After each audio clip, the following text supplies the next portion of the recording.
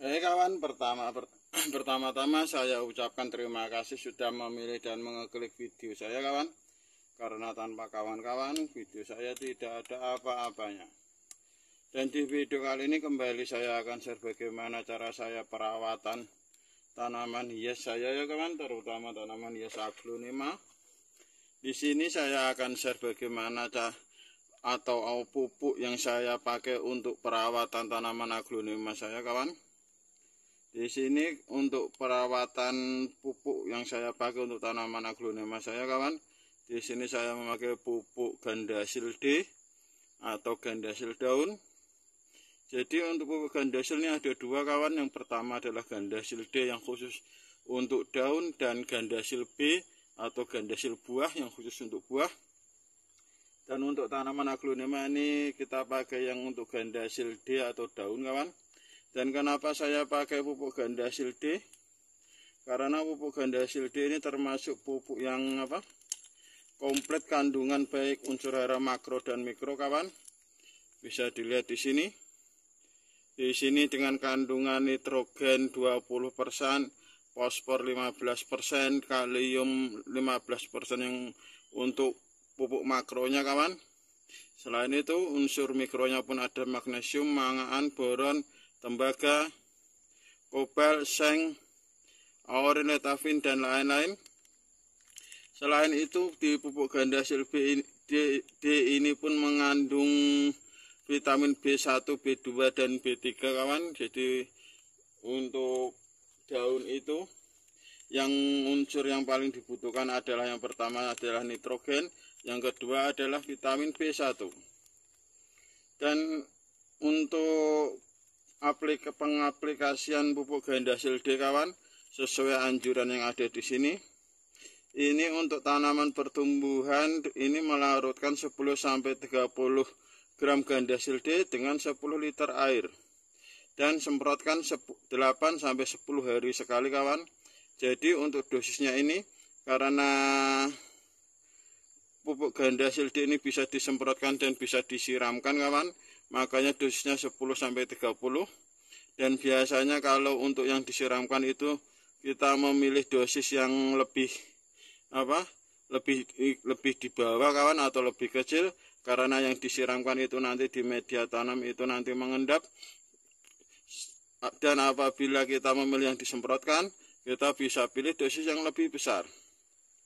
Karena kalau disemprotkan itu dia tidak 100% ke tanaman kita ya kawan, pasti ada yang terlempar-lempar. Jadi kita pakai dosis yang lebih banyak. Tapi apabila disiramkan itu pakai dosis yang paling kecil. Jadi kalau saya memakainya itu tiap 10 gram per 10 liter ya kawan. Dan selain itu pupuk gandasil D ini untuk pemakaiannya itu jangan dicampur dengan pestisida ya kawan. Karena pupuk gandasil, karena segala jenis pupuk itu mengandung fosfor, dan fosfor itu sifatnya basa, sedangkan pestisida itu mengandung unsur asam kawan. Jadi kalau asam dicampur dengan basa itu jadinya netral. Apabila kita campur pupuk gandasil D ini dengan pestisida, nanti malah jadinya netral kawan, asam ketemu basa. Jadi malah kita seperti menyiram air biasa kawan, tidak ada kandungan yang terserap oleh tanaman, baik pupuknya maupun pestisidanya.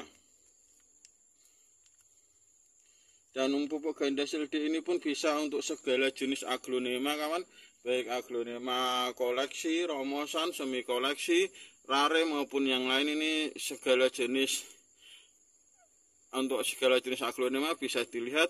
Inilah hasil dari pupuk gandasil D ini kawan, pupuk gandasil daun.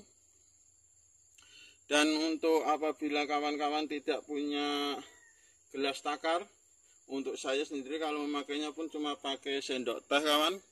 Jadi 1 sendok teh ini biasanya 3-5 gram kawan. Jadi untuk pupuk gandasil D ini saya biasa memakai 3 sendok teh peres kawan, seperti ini.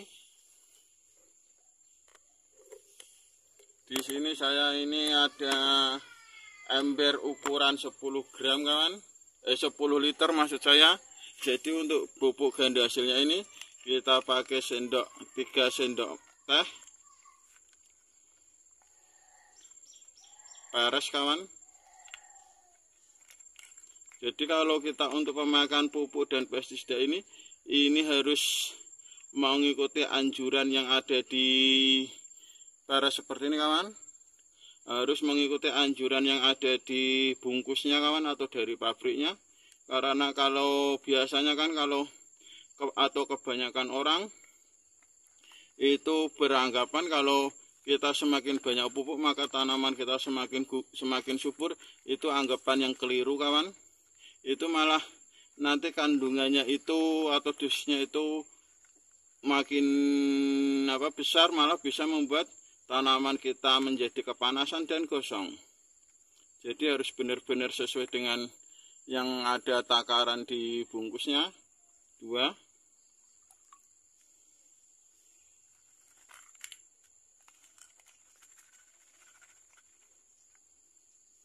Seperti ini kawan, benar-benar paras, jangan ada yang muncul-muncul.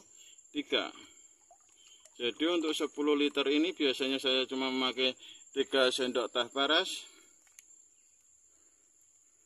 Dan untuk penyimpanannya ini hati-hati kawan, karena seperti ini. Jadi ini rawan kemasukan air. Nanti malah setelah kemasukan air itu biasanya menjadi menggumpal. Dan setelah menggumpal itu biasanya kandungannya itu tidak 100% kawan. Jadi kalau untuk tanaman itu menjadi kurang efektif. Jadi untuk setelah kita pakai, karena ini masih banyak, usahakan penyimpanannya seperti ini kawan, yang kita sobek di atasnya itu kita kareti.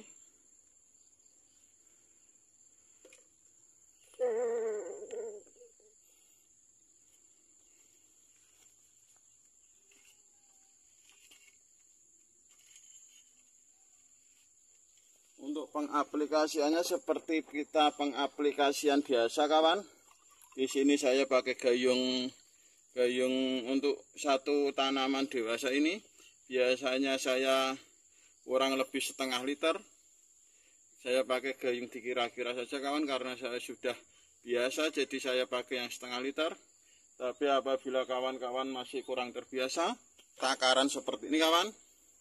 Ini dot bayi ini ukurannya 250 cc atau 250 liter. Jadi bisa kita pakai.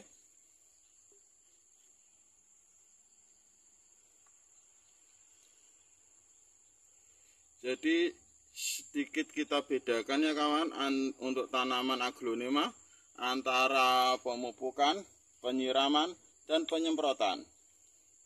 Bedanya adalah kalau pemupukan kawan, kita tidak perlu menunggu sampai ininya kocor-kocor terlalu banyak.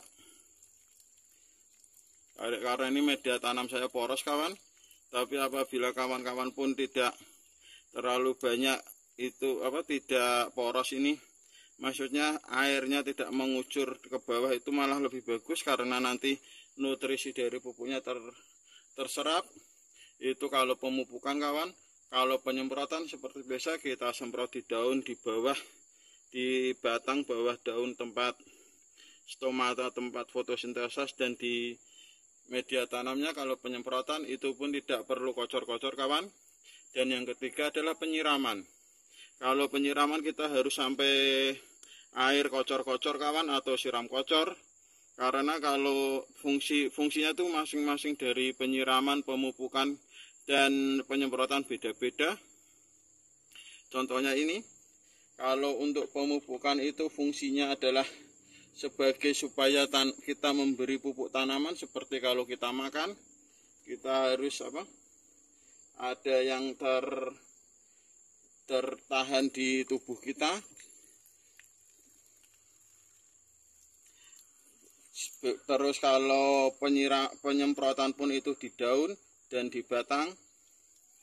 Dan untuk penyiraman tuh fungsinya adalah untuk mengganti air yang ada di media tanam kita dengan air yang baru kawan. Kenapa air sisa mengganti air sisa dari pemupukan, penyemprotan dan penyiraman yang lalu dengan air baru? Karena apabila kita biarkan terus seperti tadi, sifat dari pupuk itu adalah basah. Kalau kita biarkan terus nanti media tanam kita akan menjadi basah. Jadi perlu kita lakukan siram kocor atau sircor untuk menetralisir dari media tanam kita. Jadi itulah beda dari pemupukan, penyiraman dan penyemprotan kawan. Tidak bisa disamakan. Kalau pemupukan itu harus ngocor, penyiraman harus ngocor, dan penyemprotan harus ngocor, itu tidak bisa dibedakan karena fungsi dari masing-masing perawatan kita pun berbeda. Dan untuk aplikasinya seperti ini kawan. Jadi semua media tanam itu kita siramkan. Yang pertama di kanan, yang kedua di kiri, atau yang pertama di kiri atau kedua di kanan, sama saja. Yang penting semua media tanam kita ini tersiram oleh pupuk. Kalau ini ngocornya masih biasa kan, bukan terlalu ngocor. Kalau waktu saya nyiram tuh harus benar-benar ngocor. Oke kawan, demikianlah cara saya dalam perawatan tanaman aglonema dengan pupuk gandasil D atau gandasil daun. Sangat simpel dan sederhana kan kawan. Bisa dilakukan di pagi hari atau di sore hari. Apabila di sore hari itu perhatikan sinar mataharinya kawan. Kalau jam 4 masih terik jangan dipupuk jam 5. Kita diamkan dulu, karena kalau jam 4 kita siram jam 5 itu media tanamnya kita itu masih basah kawan. Masih terbawa oleh sinar matahari. Nanti malah tanaman kita stres. Jadi kalau jam 4 masih terang atau masih panas, bisa kita siram jam 5 atau jam 6 atau jam 7. Karena pembukaan stomata di malam hari itu dimulai dari jam 8 kawan. Jadi tidak apa-apa. Dan terima kasih sudah menonton video saya kawan. Semoga video ini bermanfaat dan barokah untuk kita semua. Wassalamualaikum warahmatullahi wabarakatuh.